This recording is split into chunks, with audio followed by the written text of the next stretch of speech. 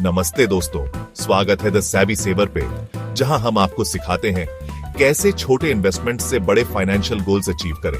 पिछली वीडियो में हमने सीखा था पोर्टफोलियो बैलेंस कैसे करते हैं। देखा था ना आपने वो वीडियो? अगर नहीं देखा तो ऊपर आई बटन में लिंक है, पहले वो देख लो। आज हम जानेंगे कैसे बनाएं एक सेफ और प्रॉफिटेबल इन्वेस्टमेंट प्लान, जिससे आपका पैसा टाइम के साथ बढ़ता रहे। तो चलिए दोस्तों, शुरू करते हैं।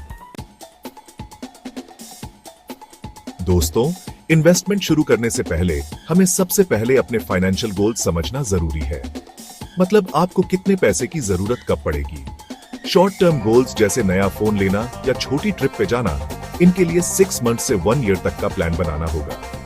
मीडियम टर्म गोल्स होते हैं जैसे गाड़ी या घर का डाउन पेमेंट, इनके लिए 3 से 5 इयर्स का इन्वेस्टमेंट करना होगा। और लॉन्ग टर्म गोल्स जैसे बच्चों की पढ़ाई या रिटायरमेंट प्लानिंग, इनके लिए 10, 15 या 20 इयर्स तक इन्वेस्ट करना बहुत जरूरी है। लेकिन दोस्तों, सिर्फ गोल सेट करने से काम नहीं चलेगा।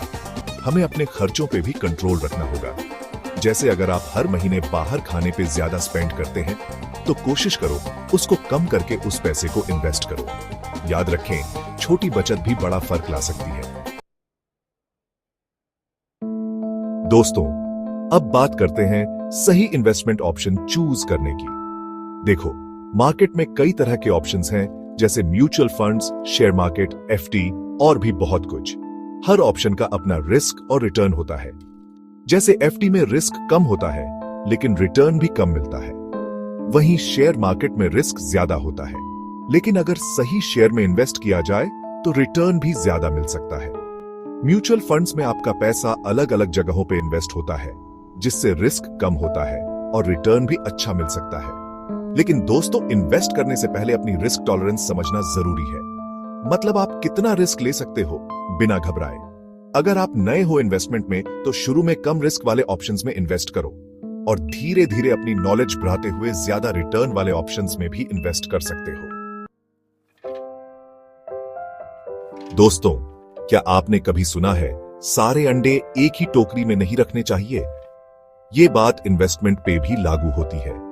अगर आप अपना सारा पैसा सिर्फ एक ही जगह इन्वेस्ट करोगे, तो रिस्क ज्यादा होगा। इसलिए हमें अपने इन्वेस्टमेंट को डिफरेंट एसेट क्लासेस में डिवाइड करना चाहिए, जैसे इक्विटी, शेयर मार्केट, डेब्ट, एफडी, बॉन्ड्स, गोल्ड और रियल एस्टेट। इससे क्या होगा कि अगर एक एसेट क्लास डाउन जाती है, तो दूसरी एसेट क्लास उसको बैलेंस कर देगी और आपको ज्यादा लॉस नहीं होगा। इसे कहते हैं डाइवर्सिफिकेशन, जो कि एक सेफ और प्रॉफिटेबल इन्वेस्टमेंट प्लान का इंपॉर्टेंट पार्ट है। दोस्तों, इन्वेस्टमेंट एक लॉन्ग टर्म गेम है। कई लोग जल्दी अमीर बनने के चक्कर में गलत डिसीजंस ले लेते हैं और उनका लॉस हो जाता है। याद रखें, इन्वेस्टमेंट एक मैराथन है, स्प्रिंट नहीं। जितना ज्यादा टाइम तक आप इन्वेस्ट करोगे, उतना ही ज्यादा फायदा उठा पाओगे कंपाउंडिंग के थ्रू। कंपाउंडिंग मतलब आपके पैसे पे इंटरेस्ट ही नहीं मिलता, इंटरेस्ट पे भी इंटरेस्ट मिलता है। मान लो आपने RS1000 इन्वेस्ट किए 10% इंटरेस्ट रेट पे। फर्स्ट ईयर आपको RS100 इंटरेस्ट मिलेगा, सेकंड ईयर आपको RS100 पे इंटरेस्ट मिलेगा, मतलब RS110। इस तरह आपका पैसा क्विकली बढ़ता है बिना ज्यादा मेहनत किए। SIP यानी सिस्टमैटिक इन्वेस्टमेंट प्लान इसका एक बेस्ट एग्जाम्पल है। SIP में आप हर मंथ एक फिक्स्ड अमाउंट इन्वेस्ट करते हो, चाहे मार्केट अप हो या डाउन। इससे आपको कंपाउंडिंग का पूरा फायदा मिलता है और आप लॉन्ग टर्म में अच्छा रिटर्न पा सकते हो। दोस्तों, अब मैं आपको एक सिंपल एग्जांपल देता हूं। मान लो रमेश और सुरेश दो दोस्त हैं। रमेश ने 25 साल की एज में हर मंथ RS5000 का SIP स्टार्ट किया और 10% एवरेज रिटर्न पे 20 इयर्स तक इन्वेस्ट किया। सुरेश ने 35 साल की एज में हर मंथ RS1000 का SIP स्टार्ट किया और सेम 10% एवरेज रिटर्न पे 10 इयर्स तक इन्वेस्ट किया। 20 साल बाद रमेश के इन्वेस्टमेंट की वैल्यू होगी लगभग RS50 लाख, जबकि सुरेश के इन्वेस्टमेंट की वैल्यू होगी लगभग RS20 लाख। देखा दोस्तों, कैसे रमेश ने सिर्फ जल्दी स्टार्ट करके और लॉन्ग टर्म इन्वेस्ट करके सुरेश से ज्यादा पैसा कमाया, इवन दो उसने हर मंथ सुरेश से आधा इन्वेस्ट किया था। इसलिए दोस्तों, लेट किस बात की, आज से ही इन्वेस्टमेंट स्टार्ट करो और अपने फ्यूचर को सिक्योर बनाओ। दोस्तों, इन्वेस्ट करने के बाद आपका काम खत्म नहीं होता।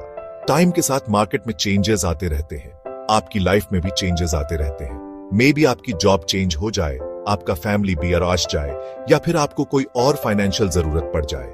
इसलिए जरूरी है कि आप अपने पोर्टफोलियो को रेगुलरली रिव्यू करते रहो। एवरी 6 मंथ्स या 1 ईयर में अपने फाइनेंशियल एडवाइजर से बात करो और देखो कि क्या आपका पोर्टफोलियो अभी भी आपके गोल्स के लिए सही है या कुछ चेंजेस करने की जरूरत है। अगर मार्केट डाउन जा रहा है तो घबराओ मत। लॉन्ग टर्म में मार्केट हमेशा अप ही जाता है, इसलिए पेशेंस रखो और अपने फाइनेंशियल एडवाइजर की एडवाइस लो। दोस्तों, इन्वेस्टमेंट एक जर्नी है, गेम नहीं। सही प्लानिंग और पेशेंस के साथ आप अपने फाइनेंशियल ड्रीम्स अचीव कर सकते हो। अगर यह वीडियो हेल्पफुल थी तो लाइक और सब्सक्राइब करना मत भूलना, और हां, बेल आइकॉन दबा दो ताकि आपको हमारी नेक्स्ट वीडियोस की नोटिफिकेशन मिलती रहे। नेक्स्ट वीडियो में हम डिस्कस करेंगे कम रिस्क में ज्यादा प्रॉफिट कैसे कमाएं। तब तक के लिए हैप्पी इन्वेस्टिंग।